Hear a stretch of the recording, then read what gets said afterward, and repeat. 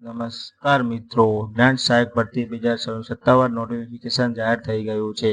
Online અરજી પ્રક્રિયા શરૂ થઈ ગઈ છે. જો તમે શિક્ષક બનવાનું સપનું જોઈ રહ્યા છો તો આ વિડીયો તમારા માટે ખૂબ જ મહત્વનો છે. આ વિડીયો આપણે અરજી તારીખ, લાયકાત, ઉંમર મર્યાદા, પગાર, જરૂરી ડોક્યુમેન્ટ અને ફોર્મ કેવી રીતે ભરવું તેની સંપૂર્ણ માહિતી સરળ ભાષામાં જાણીશું. તો આ વિડીયો અંત સુધી જરૂર જોતા રહેજો મિત્રો.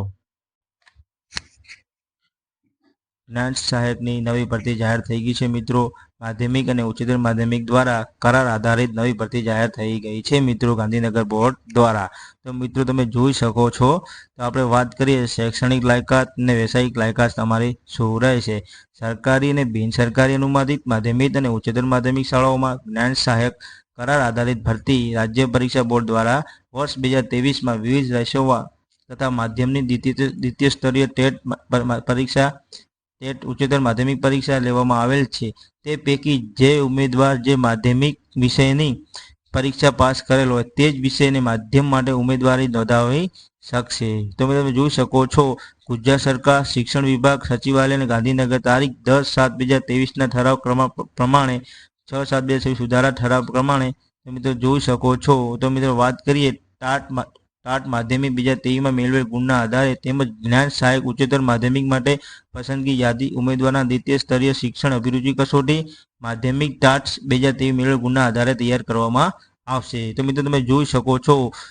2 નંબર જિલ્લા પસંદગીને સ્થળની ફાળવણી. તો મિત્રો જોઈ શકો છો. ઉમેદવાર અરજી કરતા સમયે જે જિલ્લા જ્ઞાન સહાયક તરીકે જોડાવા ઈચ્છે છે તો મિત્રો તમે જોઈ શકો જે ઉમેદવાર તેને જિલ્લામાં ઈચ્છે છે જ્ઞાન સેવા તરીકે જોડાવા ઈચ્છે છે તે જિલ્લો પસંદ કરવાનો રહેશે. તો મિત્રો તમને અહીંયા કહી દઉં કે જે ઉમેદવારને કોઈ પણ એક જિલ્લો પસંદ કરવાનો રહેશે મિત્રો.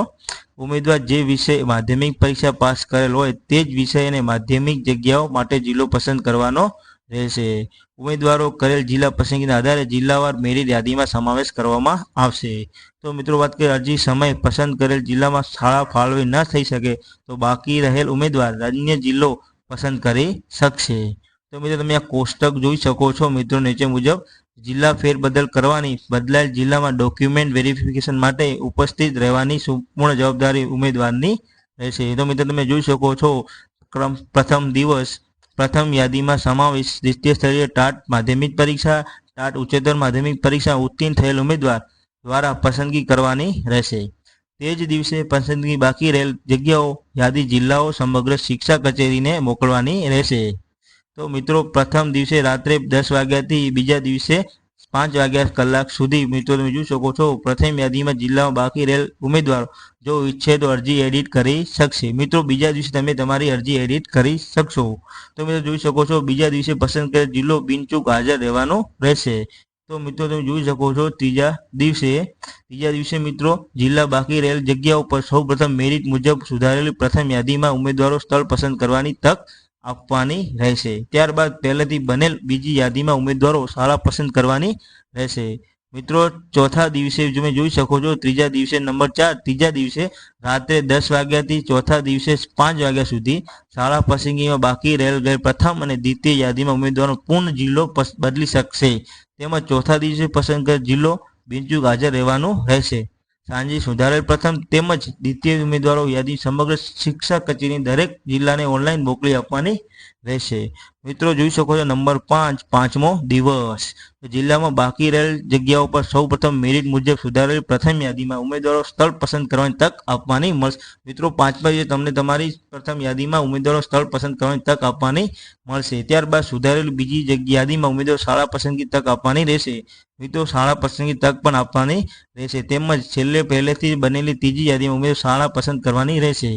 મિત્રો જોઈ શકો છો નંબર 6 અને છઠ્ઠા દિવસે સવારે 10 વાગ્યાથી અને 7મા દિવસે સવારે 10 કલાક સુધી. તો મિત્રો જોઈ શકો છો સમગ્ર પ્રક્રિયા પૂર્ણ થયા બાદ શાળા પસંદગી બાકી રહેતા ઉમેદવારો અંતિમ કયા જિલ્લામાં વેઇટિંગ લિસ્ટમાં રહેવા માંગે છે તે જિલ્લો પસંદ કરવાનો રહેશે. સમગ્ર શિક્ષાની કચેરીએ વેઇટિંગ અને લિસ્ટમાં ઓનલાઈન માધ્યમથી તમામ જિલ્લાઓને મોકલી આપવાનું રહેશે. તેમજ વેબસાઇટ પર પ્રસિદ્ધ કરવાનું મિત્રો ઓફિશિયલ વેબસાઇટ ઉપર જાહેર કરવામાં આવશે. તો મિત્રો તમે જોઈ શકો છો આ સંપૂર્ણ ડોક્યુમેન્ટ વેરિફિકેશન સૂચના વેબસાઇટ ઉપર મૂકવામાં આવશે. તમે જોઈ શકો છો ઉમેદવાર પસંદ કરેલ નવા જિલ્લા મેરિટ યાદીમાં સમાવેશ કરવામાં આવશે. જેના આધારે મેરિટ મુજબ શાળાની ફાળવણી કરવામાં આવશે. કોઈ સુધારા ઠરાવમાં કરેલ જોગવાઈઓ અનવ્ય. તમે મિત્રો જોઈ શકો છો આ ઓફિશિયલ જાહેરાત મિત્રો જોઈ શકો છો। તમારો મેઇન ટોપિક વાત કરીએ આપણે, તમારો પગાર કેટલો રહેશે જ્ઞાન સહાયક ભરતીમાં તમારો કેટલો પગાર રહેશે। સરકારી અને બિનસરકારી અનુબંધિત માધ્યમિક શાળાઓમાં જ્ઞાન સહાયક ઉચ્ચતર માધ્યમિક કરાર આધારિત મિત્રો 26,000 તમારો પગાર રહેશે।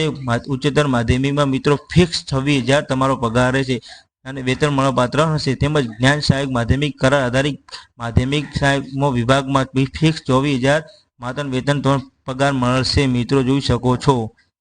મિત્રો ઉંમર મર્યાદાની વાત કરીએ, ઉમેદવારની મહત્તમ ઉંમર મર્યાદા અરજી કરીને તારીખે જ્ઞાન સહાયક ઉચ્ચતર માધ્યમિક કરાર આધારિત 48 વર્ષ હોવી જોઈએ મિત્રો, જ્યારે માધ્યમિક વિભાગમાં કરાર આધારિત 50 વર્ષ હોવી જોઈએ મિત્રો, તમે જોઈ શકો છો। મિત્રો ભરવાપાત્ર જગ્યાની વાત કરીએ તો જે તે જિલ્લા સરકારી અને બિનસરકારી માધ્યમિક અને ઉચ્ચતર માધ્યમિક શાળાઓમાં તથા આશ્રમ શાળાઓ, આદર્શ નિવાસી શાળાઓ, મોડેલ તથા મોડેલ 2 શાળાઓ જિલ્લાવાર માધ્યમિક વિષય ભરવાપાત્ર જગ્યાઓ વેબસાઇટ ઉપર દર્શાવવામાં આવશે મિત્રો, તમે જોઈ શકશો। તો મિત્રો વાત કરીએ કરારનો સમયગાળો, મિત્રો કરારનો સમયગાળો 11 માસ સુધીનો રહેશે। 11 માસનો કરવાનો સમયગાળો પૂર્ણ થતા કરાર આપોઆપ રદ થયેલ ગણાશે। શૈક્ષણિક વર્ષ પૂર્ણ થયેથી વર્ષમાં અંતિમ દિવસે કરાર આપોઆપ રદ ગણાશે મિત્રો, જોઈ શકો છો તમે। તો મિત્રો અરજી ભરવા બાબતની અગત્યની સૂચના તમે જોઈ શકો છો। લાયકાત ધરાવતા ઉમેદવાર સરકારી બિનસરકારી માધ્યમિક અને ઉચ્ચતર માધ્યમિક શાળાઓમાં જ્ઞાન સહાયક કરાર આધારિત ભરતી મિત્રો 9/7/2026 બપોરે મિત્રો ગઈકાલે 9/7/2000 બપોરે 2 વાગ્યાથી 15/7/2026 રાતના 12 વાગ્યા સુધી ઓનલાઈન અરજી તમે કરી શકશો મિત્રો। 15/7/2026 સુધી ફોર્મ ભરી શકાશે મિત્રો। જ્ઞાન સહાયક ભરતીમાં કઈ વેબસાઇટમાં મિત્રો, એમની ઓફિશિયલ વેબસાઇટ તમે જોઈ શકો છો, gnansahayak.ssgujarat.org વેબસાઇટ પર તમે ફોર્મ ભરી શકો છો મિત્રો। ક્યાં સુધી? 15/7/2026 રાતના 12 વાગ્યા સુધી મિત્રો, તમે જોઈ શકો છો। ફોર્મ ભરવાનું હોય તો અમારા વોટ્સઅપ ચેનલમાં તમે મેસેજ કરવો તો અમે જેથી તમને આ વોટ્સઅપ તમને ફોર્મ ભરી આપીશું મિત્રો, તમે જોઈ શકો છો। ઓનલાઈન અરજી કરવા ઉમેદવારો પોતે ભૂલ કરશે તેવી જ અરજી ઉપર કોઈ વિચારણા કરવામાં આવશે નહીં, તમે મિત્રો જોઈ શકો છો। મિત્રો તમે જોઈ શકશો, કાળજીપૂર્વક અરજી કરવાની રહેશે। ઓનલાઈન અરજી સ્વીકારવામાં આવશે, ટપાલ કે કુરિયર મારફતે અરજી ફોર્મ સ્વીકારવામાં આવશે નહીં, રદ થયેલા ગણાશે નહીં મિત્રો, તમે ઓનલાઈન અરજી જ કરવાની રહેશે મિત્રો, ટપાલ કે કુરિયર દ્વારા અરજી કરવાની રહેશે નહીં મિત્રો તમારે। મિત્રો વાત કરીએ, પોતાનો મોબાઈલ નંબર અવશ્ય આપવાનો રહેશે। નંબર પસંદગી પૂર્ણ થાય ત્યાં સુધી શરૂ રાખવો, જેથી સંજોગો સંપર્ક તમને કરી શકાય।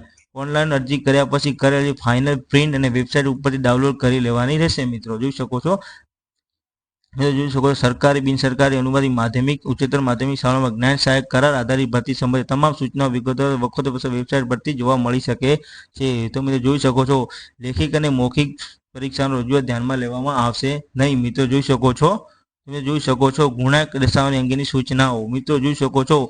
ઉમેદવારોએ ઓનલાઈન અરજી ફોર્મમાં તેઓની માર્કશીટ, આપેલ ગુણ અને મેળવેલ ગુણ દર્શાવવા પડશે। જો લાયકાત માર્કશીટ કુલ ગુણ અને મેળવેલ ગુણ આપેલ ન હોય તો ફક્ત CGPA CPI ગ્રેડ આપેલ હોય તો તેવા ઉમેદવારો પોતાની માર્કશીટ દર્શાવેલ વિગતો પસંદ ભરવાની રહેશે। તમે તો જોઈ શકો છો, દાખલા કોઈ ઉમેદવાર માર્કશીટ CGPA દર્શાવે તો કુલ ગુણ મેળવેલ CPIની વિગતો દર્શાવવાની રહેશે મિત્રો। કમ્પ્યુટર બેઝિક જાણકારી હોવી જોઈએ અને કમ્પ્યુટર જ્ઞાનનું CCCનું મિત્રો પ્રમાણપત્ર તમારા જોડે હોવું જોઈએ મિત્રો, તમે જોઈ શકો છો। મિત્રો ઓફિશિયલ જાહેરાત મિત્રો જોઈ શકો છો, ઓફિશિયલ જાહેરાત તમે મિત્રો જોઈ શકો છો।